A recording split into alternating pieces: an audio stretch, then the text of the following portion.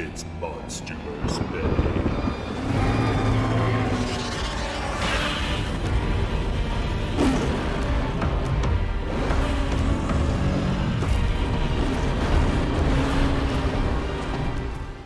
As the MonsterVerse has developed, there have been many non-canon expansions to the universe. These have come in many forms, from video games to books, and have helped solidify Legendary's Godzilla and Kong universe as a global brand with fantastic staying power. Today we'll discuss some of the more meaningful tie-ins to this universe and my thoughts on how they hold up. The most prominent form of MonsterVerse tie-in is video games.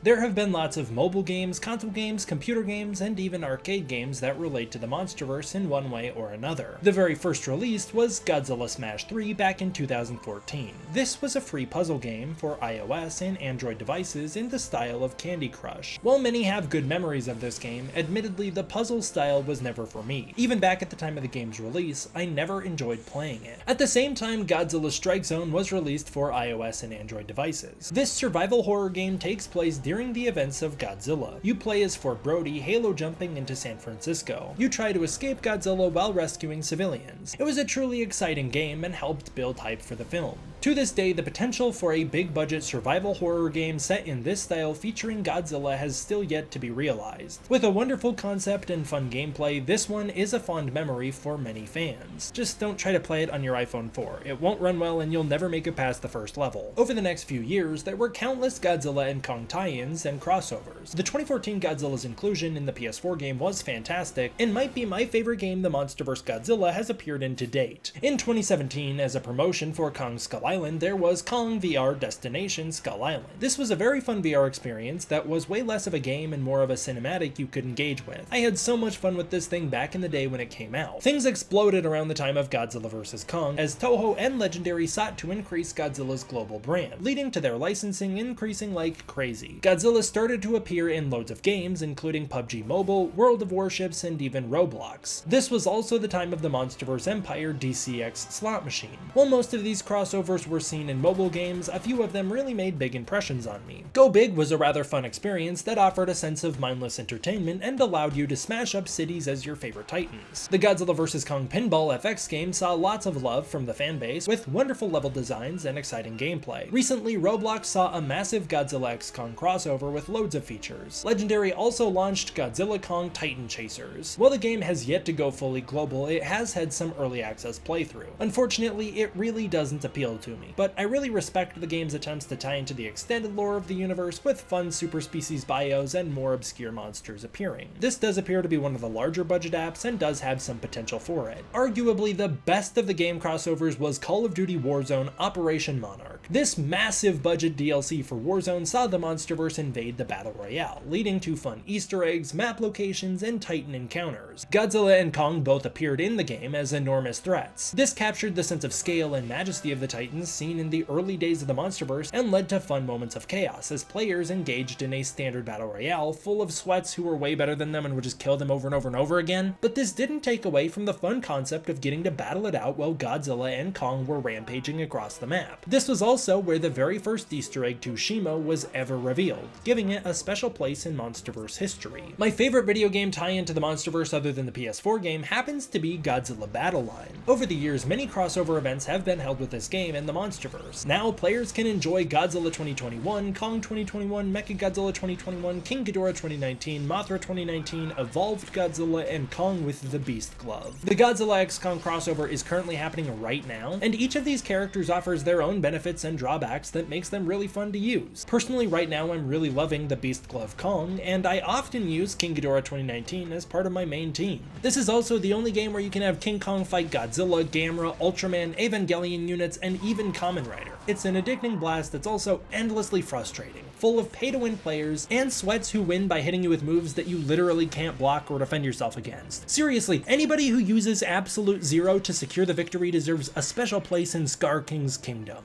The MonsterVerse also has a few board game installments, mostly for Spanish players. The most important of these are the two tabletop RPG games, Kong Skull Island Cinematic Adventure and Kong Skull Island Isle of the Damned. I'm not sure who the market for these is or if anyone actually enjoys them, but they're not for me. The strangest thing about them is that they're marketed as being part of the canon to the universe. If anyone's been paying attention to the MonsterVerse as more than just a fan or mindless consumer, you'd know that this is just part of their buzzword marketing meant to sucker you into playing the games. These are not canon and do not matter to the universe at all. Almost certainly every single filmmaker ever involved with the MonsterVerse has never even heard of these and has no idea they even exist. How can they be canon when players get to make their own choices with different outcomes as they play? Isle of the Damned is a direct sequel to Kong Skull Island, taking place in the 1970s and sees Mason Weaver and James Conrad return to Skull Island as a covert mission with Monarch to learn all they can about the island. A US Army general named Ward is also headed to the island to kill Kong and avenge the Sky Devils. He leads a mercenary group to the island. After discovering a subterranean civilization beneath the island who worship a bat titan that very well might be Camazotz, you're forced to defend Kong and battle the mercenaries in a plot that is heavily repetitive of the film itself. The cinematic adventure game takes place in 2015 and sees Monarch teaming with Kong to survive a series of super species attacks and to engage in combat against a new titan, the Snare Hunter Queen, a giant ant with wings. The only non-canon MonsterVerse comic ever written is the Justice League vs. Godzilla vs. Kong. This comic sees the Legion of Doom attack the Justice League in hopes of trapping them in the Phantom Zone. Their plan backfires and winds up sending the Legion to the MonsterVerse. Through an accidental twist of fate, the Toyman uses the Dreamstone to transport the Titans of the MonsterVerse into the DC universe. Trying to balance nature in a world he doesn't belong in, Godzilla goes to war with Superman. Meanwhile, the Bat family takes on Camazotz, Flash and Green Lantern battle Scylla, Behemoth fights Wonder Woman and Wonder Girl, and King Kong takes on the League of Assassins. Eventually, even Tiamat joins the action, taking on Atlantis. Things escalate into a full-blown war, with 4 different factions as Mechagodzilla is recreated and leads the Titans into battle against the heroes, King Kong is mind-controlled and used as a weapon, countless mechs are built for combat, and Godzilla rampages as a wild card trying to bring the chaos to an end. This comic is a super fun crossover adventure, making use of both the best aspects of the MonsterVerse and the DC Comics universe. It's a little bloated with too much going on and could have been simplified to emphasize the action between the heroes and the Titans, but it's still a super fun crossover and a wonderful read. The final form of MonsterVerse entertainment is books. To promote Godzilla vs. Kong, 2 children's books were written.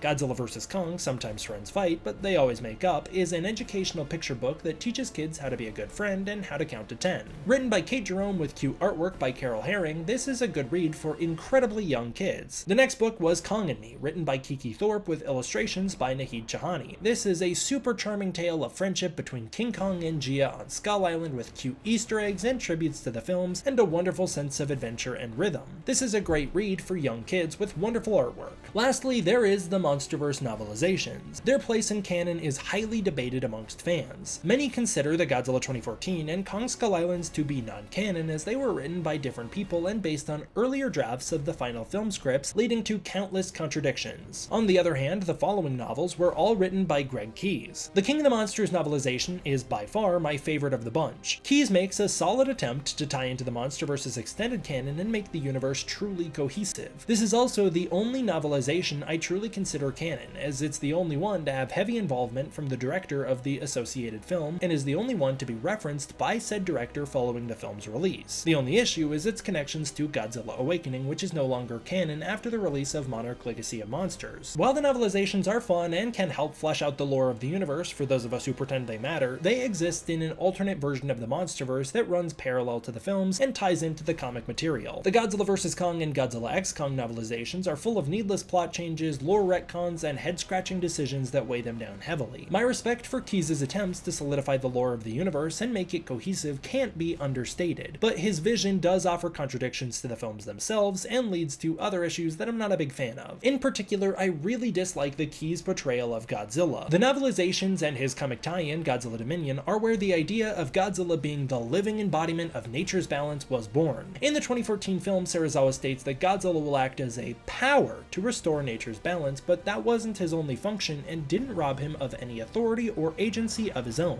There was still lots of ambiguity as to what Godzilla's motives actually were, and his actions could be interpreted by viewers for themselves. The Key's portrayal of Godzilla is as a mindless robot acting in service of nature. That's his only function, and he can do no wrong. The Alpha concept has been taken way too literally and made every titan in the MonsterVerse other than Kong one-dimensional. They all must submit to Godzilla because he is the Alpha. What he says goes. It's everyone's job to submit. It's very boring and downright embarrassing. The concept of an Alpha doesn't actually exist in nature. I get that the films introduced this idea, but it's sad to see it leaned into way too heavily and intensely, rather than subtly shifted away from like it should have been. It's been taken so far that it comes across as furry fanfiction at this point, and the community has borderline fetishized this to justify Godzilla's actions in the films, no better seen than his interactions with Tiamat in The New Empire. Other than that, Keyes' stories are all pretty great. They expand the lore in mostly welcomed and creative ways, and make solid attempts to answer many of the bigger questions fans have after watching the films. It's unfortunate the fanbase had to start relying on them so heavily to do that heavy lifting the films should have done themselves, as the plots became increasingly nonsensical. And while I do enjoy the novelizations, it's hard to consider them as meaningful when the only filmmaker who acknowledged them was Michael Dougherty. I'm a huge fan of that version of the MonsterVerse as well, and would love to see it incorporated in the films in a more meaningful way, if that's the direction Legendary wants to take the books. Otherwise, I feel it should be clarified they are non-canon installments, or specifically a parallel MonsterVerse that runs alongside the comics but doesn't impact the films. The expanded MonsterVerse installments and crossover events are always a welcomed way to engage with the film series. While they may vary in quality depending on the installment, it's always great to get more of this version of Godzilla and King Kong, and to have outside fun with this universe. If you're a fan of the MonsterVerse, there's definitely things out there to keep you satisfied and coming back. Thank you so much for joining this bonus episode of MonsterVerse May, and thank you for sticking with this series to its conclusion. As we wrap MonsterVerse May up, I'd like to give my final thoughts. I think the MonsterVerse is an incredibly fun universe, and I'm very happy with it. There are definitely things I would do differently, and I do feel that the expanded material sometimes weighs the films down, but on the whole, I really love this universe, and I'm so glad to have it. As always, I would like to thank you all for watching another episode of MonsterVerse May. If you want to support this channel moving forward, please consider supporting the Patreon linked in the description below. I really appreciate all of the supporters I get on the Patreon, and that is the most direct way to support this channel and to make sure that I can continue to make videos like this for you. Thank you all for watching, I hope you enjoyed, I'll see you all next time for the next one. D-Man, out.